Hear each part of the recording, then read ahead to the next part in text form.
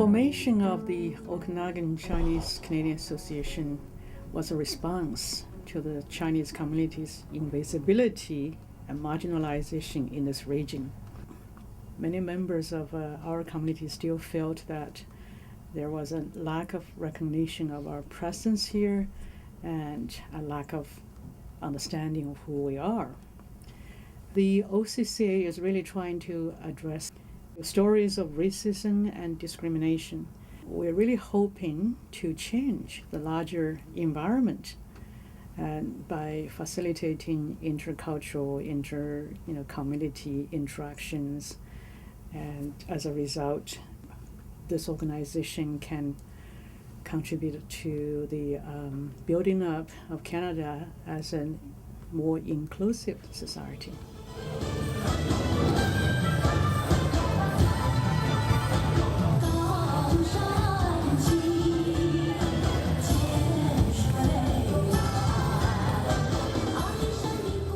Asian Heritage Month is declared by Canadian government in 2002. The purpose of Asian Heritage Month is to provide the Canadian an opportunity to understand the contribution, history of Asian Canadians. It's about the Asian Canadian.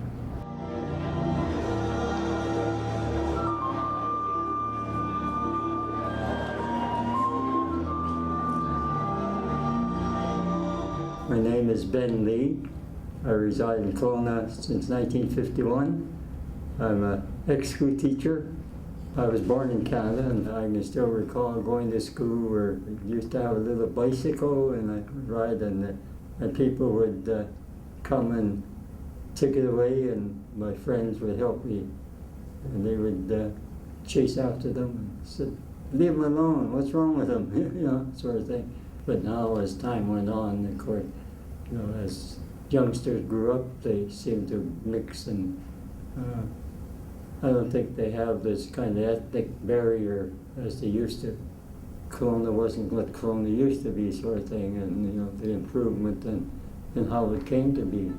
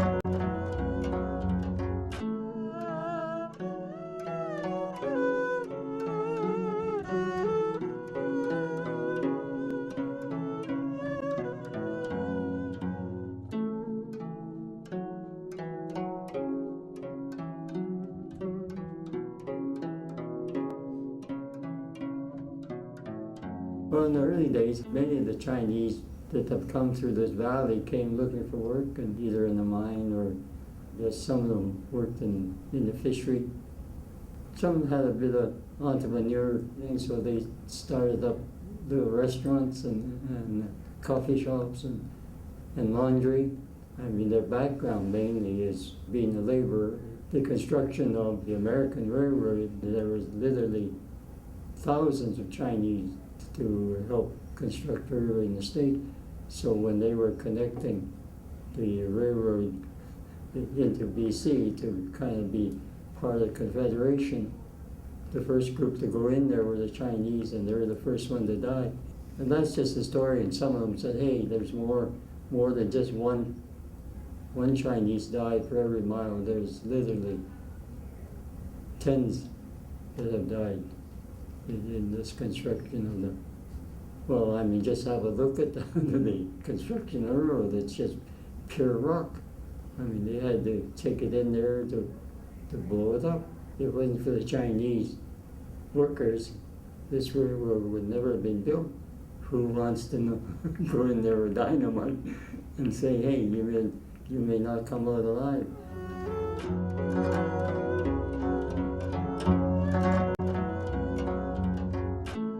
Every 1 mile or 2 miles is one Chinese people build CB roadway and die, and they bury them right beside it because they don't know where to go. Can't take them home, right? So they bury right beside it. So how far is 1 mile? My great-great-grandfather told me every 4 telephone pole or 3 telephone pole is 1 mile. So every time you walk by, you see every 4 telephone pole is 1 mile. It's one Chinese people buried right beside the roadway.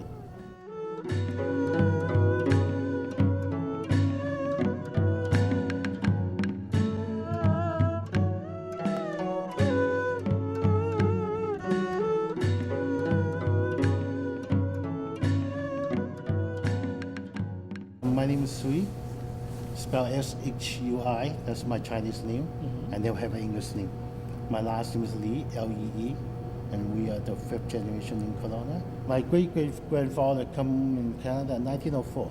He come over in Canada. He said, well, people go over there and tell different stories. He said, go to Canada.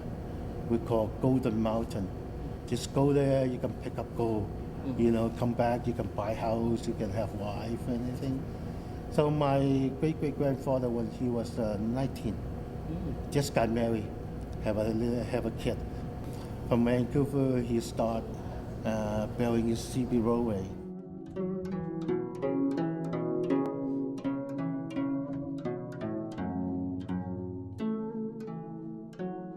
You see a lot of Chinese people die and bury in Vancouver cemetery, but a lot of them doesn't have a name on it because in the old day we do not allow to have name.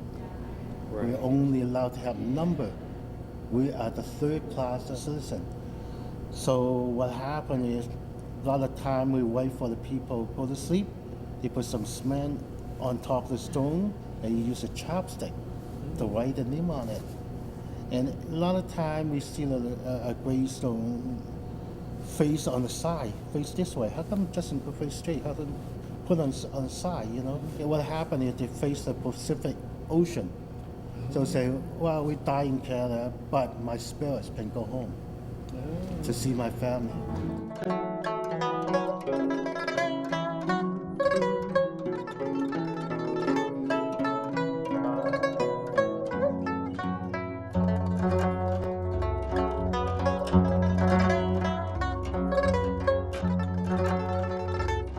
Finish the CB roadway, job's finished, right? And time to go home. But he paid the head tax, $500 at a time. You can buy 2 houses. You don't have to pay. You don't want to. He said, well, I want to be a Canadian. So I can send my wife and kid come over. I never seen. So after he paid $500, he'd be a Canadian, right? So he said, okay, I can send my wife come over now. But the government put out another new law. He said, okay, no Chinese people allowed to come to Canada now. You are Canadian citizen. You cannot sponsor any of your family come over.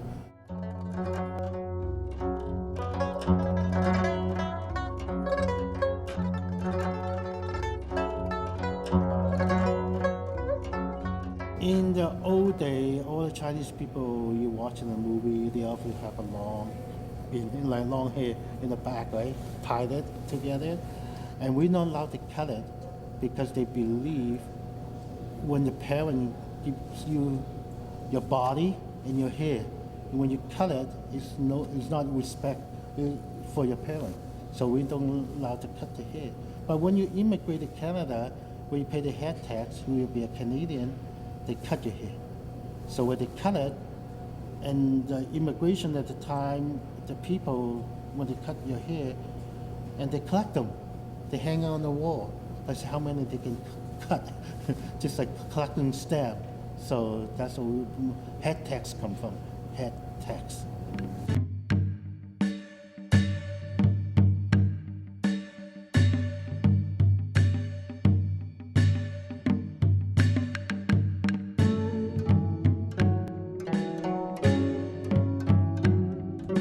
Asian Heritage Month was the product of grassroots activism.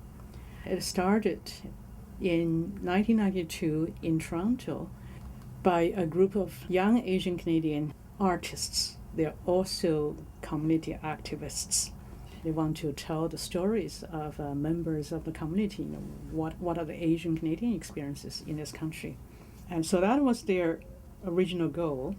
And they want to address in a type of voice and also to discuss those issues such as racism and exclusion in Canadian society. They also want to affirm the dual cultural or even multiple cultural heritages that many of the members in the communities have.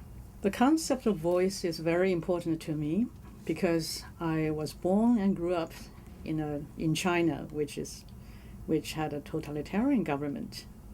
I lived there for decades, and I had no voice in that society because it was very dangerous, and it is still dangerous for people to express views that are different from the dominant or the official discourses. After I came to Canada, then I became a member of the so-called visible minority here.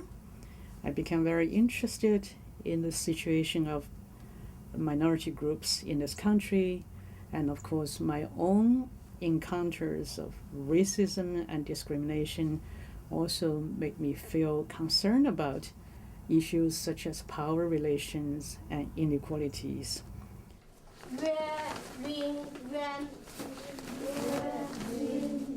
When I was in school, there was only about 3 Chinese people in the school. And we'd be bullied for sure. I had people spit on my face and have to crawl between the leg and get into the class. Yeah, we've been there, so yeah. When you've been pushed at the time into the corner, so you keep thinking about your Chinese history and you more appreciate it, who you are and stuff, yeah.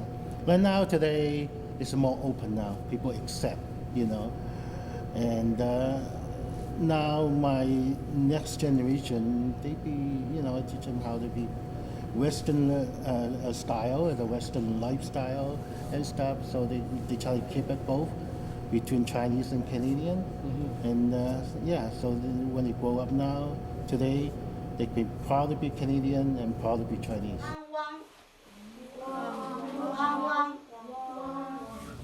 I think, learning the language is, have the second language, classes or the multicultural classes is very important.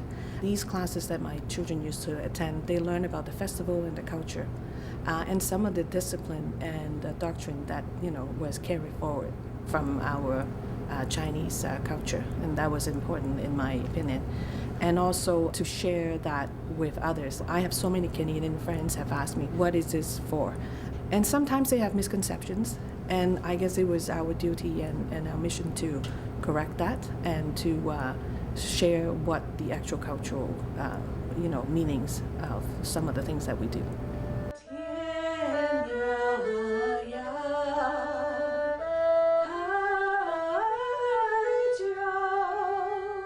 I'm very proud to be a Chinese Canadian because I can speak the languages.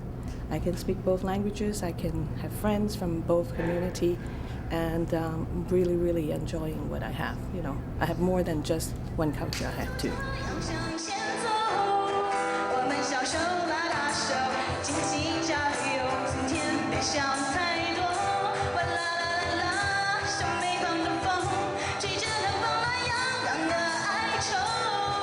Well, I like to be referred to as a Canadian first because I was born in this country. I'd rather be a Canadian Chinese. No, at least identify your ethnic background, but not to say your ethnic background is Chinese. I was born in this country and my parents have been here for a long while. My granddad has been here, and so on. By telling multicultural stories, you actually help broaden human consciousness.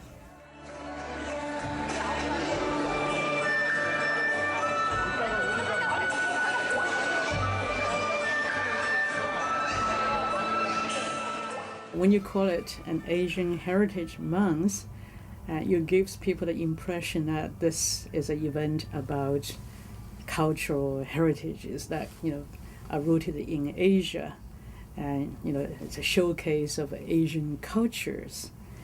But that was not the original goal of those artists who started the event. What they wanted to do is to present a wide range of cultural expressions to the larger society.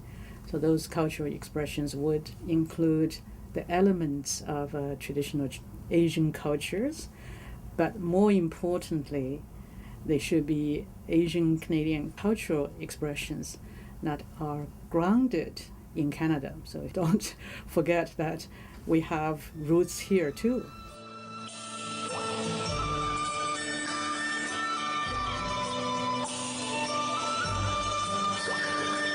I started Folk Fest in Kelowna, which this is on July the 1st. There wasn't any celebration. I thought, wouldn't it be nice if we could get the ethnic community to come together and show the whole community what each group can do, and of course what we could do is by performances, by dancing, singing. This is one way in which you can have a look at what type of food we eat and the song and the dances that we do, your heritages, whatever background you come from. All of us are Canadian. Regardless where you are from, we are Canadian. I founded the OCCA. I started in 2010. In June, I managed to meet Mr. Ban Li for history and for his support of the idea to establish a Chinese Canadian Association. OCCA's mission is to promote multiculture, to help new immigrants understand the democracy value of Canadian society, and to help build an inclusive society. The mission is also to allow all the Canadians to understand the cultural and the history value of what we Chinese Canadian to bring to the society, and to promote understanding between communities, between culture and different ethnic groups in the country.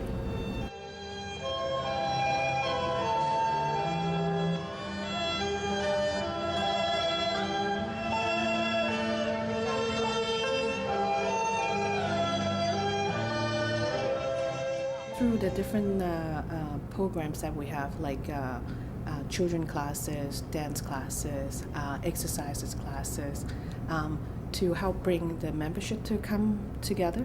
And then I guess, other than just dancing and doing whatever we do, I mean, there are times there will be some communications involved, to share difficulties, ideas, about what they encounter in their daily lives, and giving support, and just to create more integration into the Canadian society.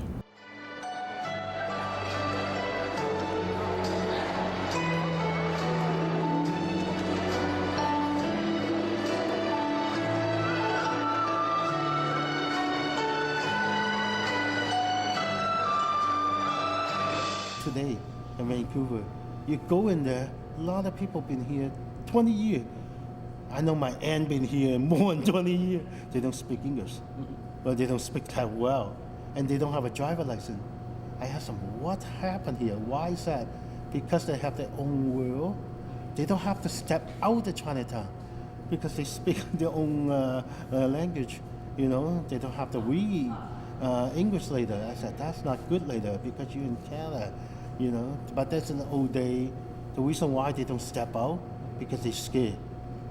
They scared get beat up, in the old days and stuff. That's why they don't travel.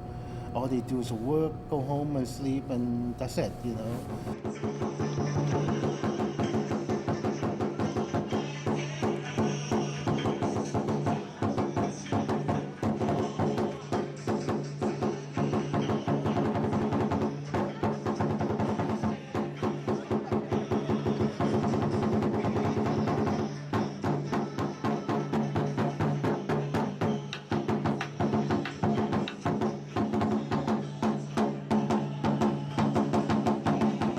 my great-grandfather told me he stopped in Kelowna. He said, wow, I like Kelowna.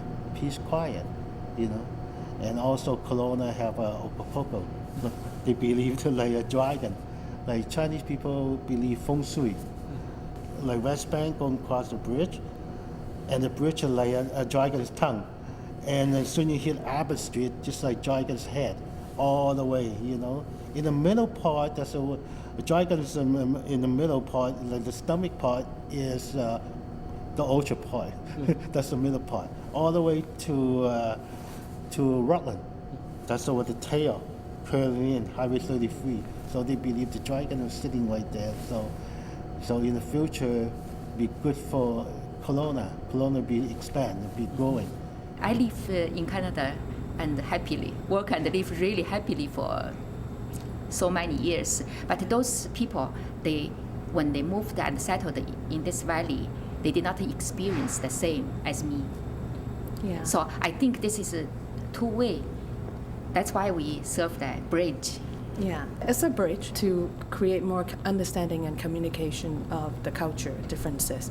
There are obviously some stereotypical ideas of what Chinese immigrants used to do, and I think it's fast changing, and it's been changing for the last 2 decades. You know, of us being contributed greatly in the medical fields in